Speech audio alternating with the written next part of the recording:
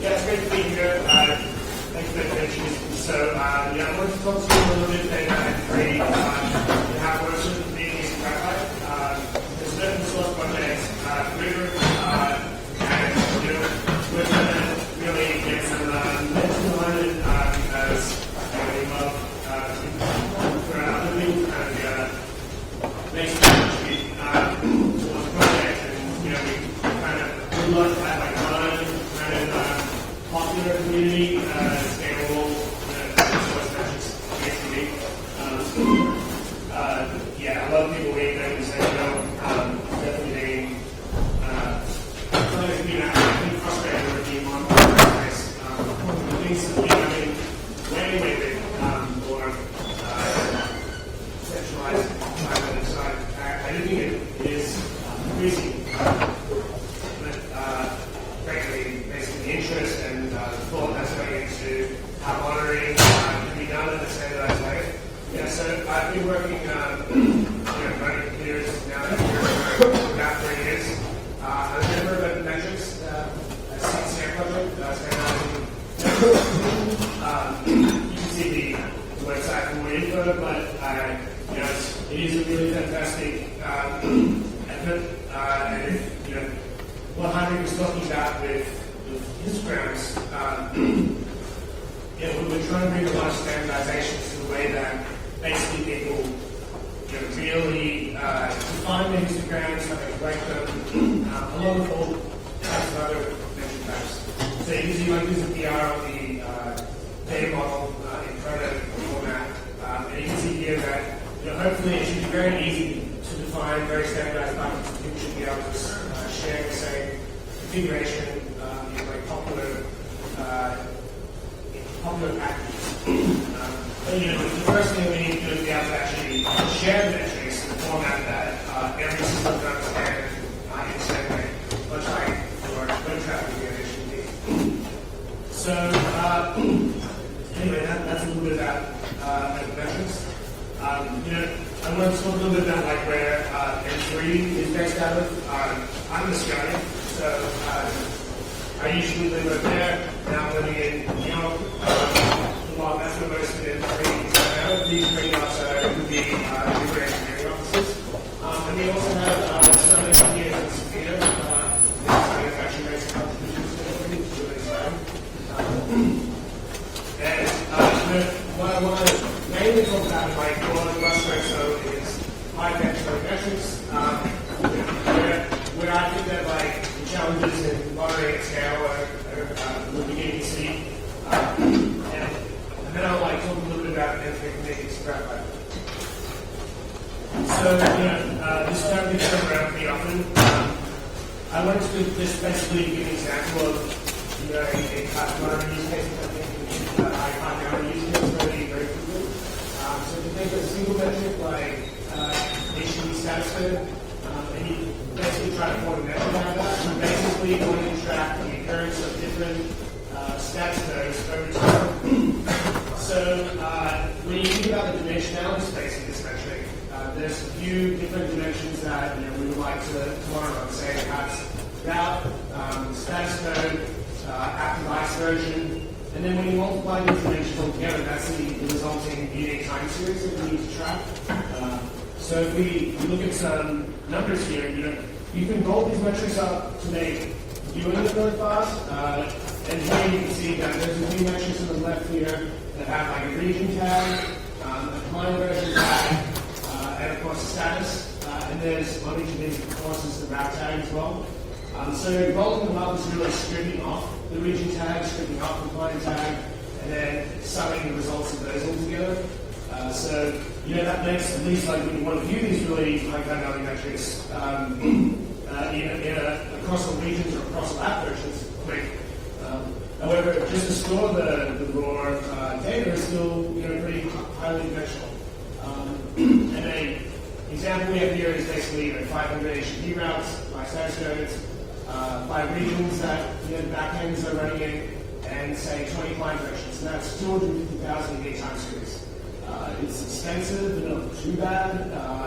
If you have a whole bunch of client versions or add any other dimensions onto it, it displays millions pretty quickly. And kind of might think, well, maybe you just don't need some of these tags. And that's fair. There's definitely, I think, an abuse of tags. However, to go over like a concrete example of like at least why some of these are important, if we're monitoring a backend that runs out of two regions, and I realize that both of these regions need ignored. So my bad. So say the north and the west, and you've basically got the status code metric, but you're not monitoring MySQL or Redis just yet, or if potentially there's another subsystem you're not monitoring. The mic is not working. Hello? Okay, it's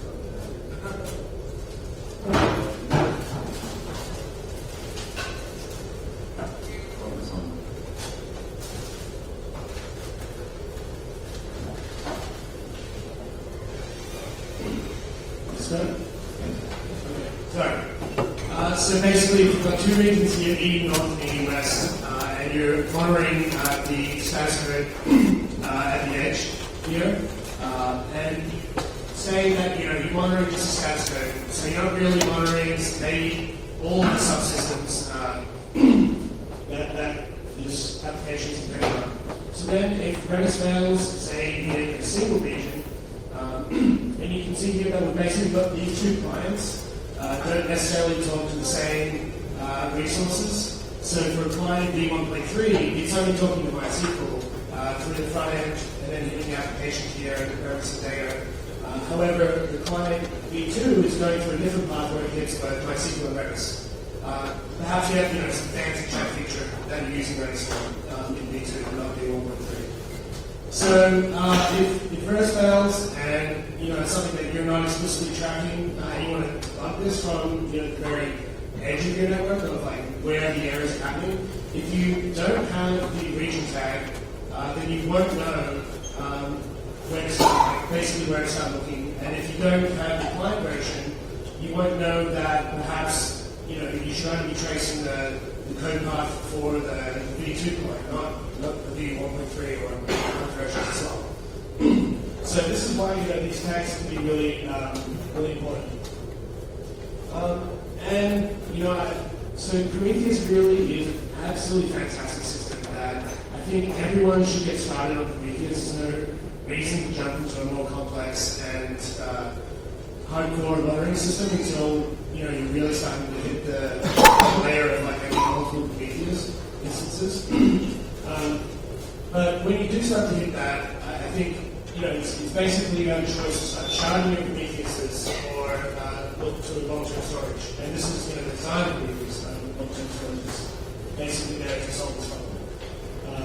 So when you have a simple like how metric, and you try to work out which Prometheus is that end, it actually starts to look difficult because if you've got some that are very full, you might topple them over, then you have basically there's a new one and your utilization is very high, or you have to basically set up an entirely new one yourself.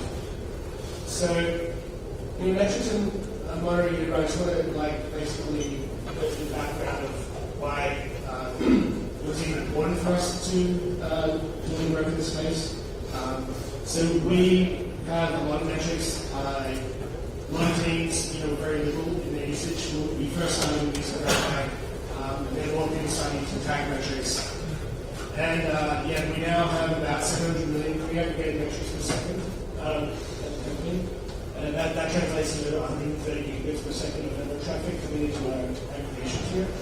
And then, after that, we basically downsample those metrics into 10-second tiles and 1-minute tiles. And store basically a value for each one of those resolutions, as well as some at like 10-minute tiles and 1-hour tiles, which are stored for months and years. But most of the real-time data and the month data is stored in 10 seconds for the last few days, and then 1 minute for the last 30 to 60 days. So that network traffic is 50 gigabits per second, so 30 million metrics per second. So we have 11 million metrics. And then the memory server, we basically have, we're pushing about 20 gigabits per second of traffic to power dashboards and 150,000 alerts that we run. And now I want to talk a little bit about like why you might be interested in Web3, how it plays with Prometheus and Graphite. So, as I mentioned, Prometheus is an absolutely fantastic solution which you should definitely get started using if you're just beginning to add monitoring. And pretty much, if you never exceed a single Prometheus, there's no real point to really basically set up the long-term storage TCP. But once you do, or if you want to keep metrics for like use rather than just what's limited by the local extension of the Prometheus systems, then we have an open source. We've shared the solution a lot to add more and more people like basically use and contribute back because we would love to not have to reinvent the wheel again the next time we go to work at another company. And it's basically pretty nice, easy to get started. We've tried to make it both scam out but also scam in terms of how you run it. Like it is a bunch of microservices, but we could run a lot of these in embedded mode. So you can see here that ATP itself, it has a time series database, an invariant index, and it uses even embeds the inception key binary in the same binary when you run the database cluster. You can actually run inception key as a dedicated cluster node, of course, as well. And inception key is used for cluster membership, routing, metric rule, propagation, stuff like that. So basically, the high-level architecture, I wanted to dig a little bit deep into like N3 itself. So it's kind of like an LSM, long-structured merge tree design. However, we've opted, for cost efficiency, to keep the actions very, very low. It's basically no data time series windows will ever get access together. Potentially index loading tool, but we really try hard to make sure that the disk is not constantly rewriting itself, the CPU is not being spanked with actions, and memory is not kind of ballooned in an unsteady stage of actions. And we also do all data sampling up front as asserted in the activators. So we're not, pulling a whole bunch of raw data and downsampling it after the work is done. So I wanted to dig in a little bit into basically how we look up these time series on disk. When a read query comes in, once we resolve the metric that we actually need to read serve it, we basically, for each one of these time windows going back, you can see -3, -4 hours, -1.6, all the way back across, and each one is sort of on a different we can call it across those relatives. But basically, when we're on a single node and we're going through a time window block, say between 2 and 4 p.m., we basically first check a load filter, which is a map for fast lookups, determine if we even need to look up. We basically search the disk for a given time window for a given metric. And this is good because sometimes, very sparse time series will cause a ton of lookups if it's actually not contained in that many blocks. So, we figure the blue filter to give about a 1% false positive range. So basically, this data structure is a bit set. Basically, the API is you can give it a reply array or basically a string and say, I want to add this to the set. And then when you configure basically M and N, you can basically input numbers though. They will input numbers for your N and K. And K is the number of hashes, basically the hash that string. And place ones in the appropriate places across the set. And then basically you can call back into that blue filter and say, okay, for a given string, does this exist there? And I'm not going to cover it in much more detail because we have other stuff to do. But it's a probabilistic set representation. And we can figure out blue filters to basically give about a 1% false positive match rate.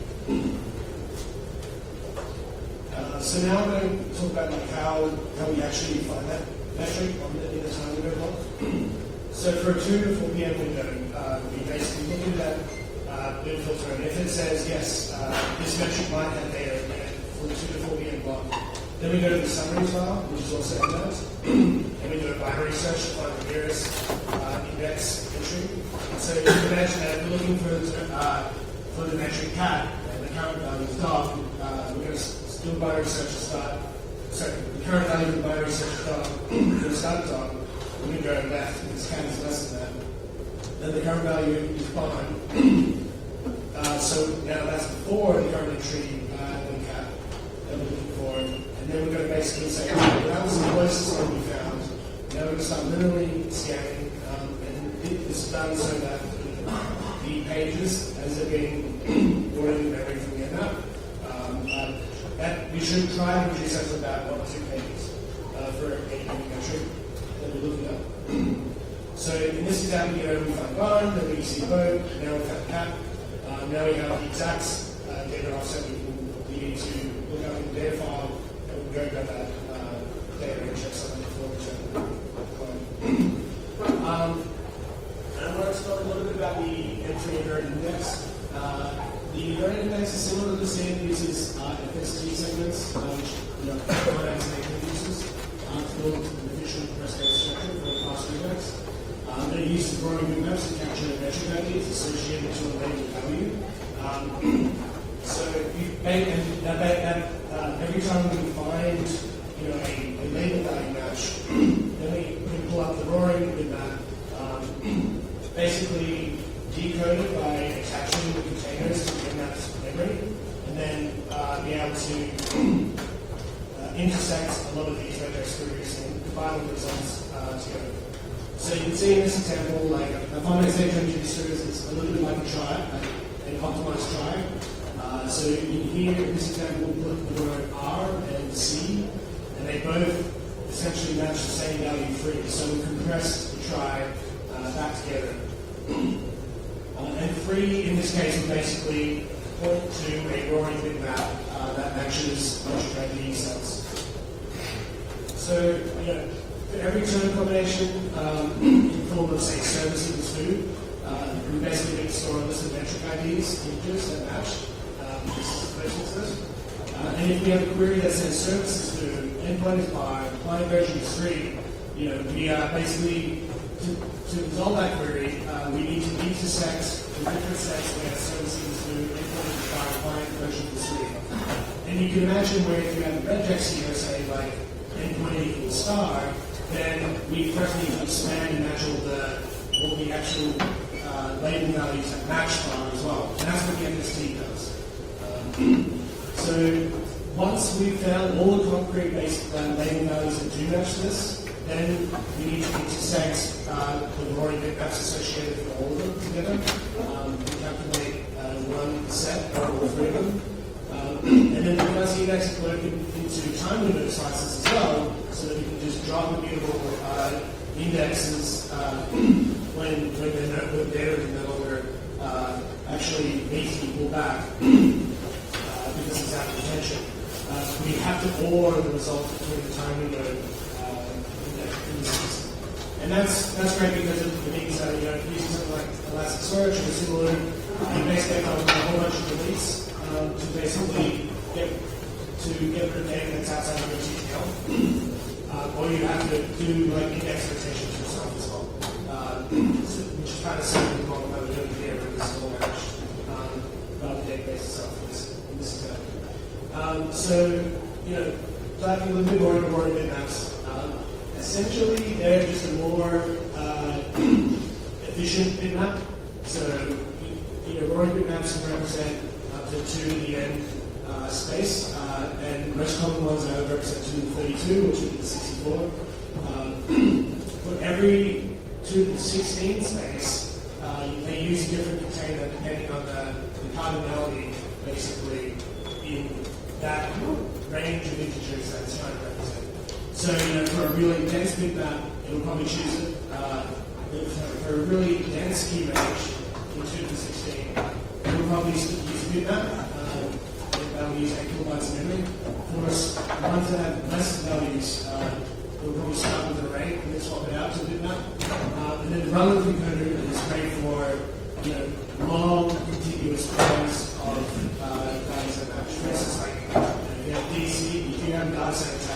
essentially every metric in there is either one or the other. It's the fundamentals of so, I'm not actually going to jump into this, but basically, you can maybe more about my defensive tool. It's kind of powerful, but also kind of easy to use. Anyway, we basically allow you to run on Kubernetes with a Kubernetes operator. It requires just two roles to run, N3B and N3 coordinator. So you're not running like a compactor. You're not running, query nodes next to everything. You're not running a whole bunch of other roles. Because the coordinator can do things analytics. But you can also deploy them separately if you have a solution. So, who here is using Graphite today? Okay. If you're using Graphite, you might have something that looks like this. You can, as of like this last week, you can actually use Graphite free now, and it's just all the same Graphite metrics, which I think is pretty cool. Because a lot of people still have pretty old, and us ourselves have a lot of metrics, still copies of Graphite, but not great people. And I was going to talk about the query service, but I probably don't have enough time to do that. Who wants to run a demo? Cool, great. If anyone would like to hold my microphone, that would really make sense.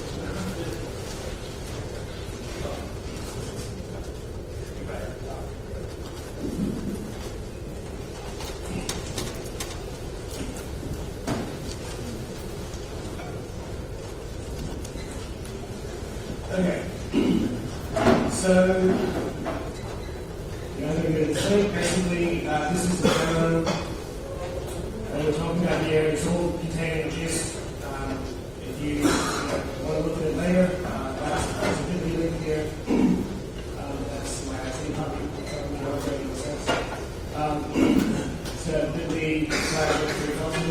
basically, in this example, we have a Docker Compose file that has the N3 node, the N3 coordinator, Prometheus, counter running, and I'm going to switch over now. That is basically what's the gist here.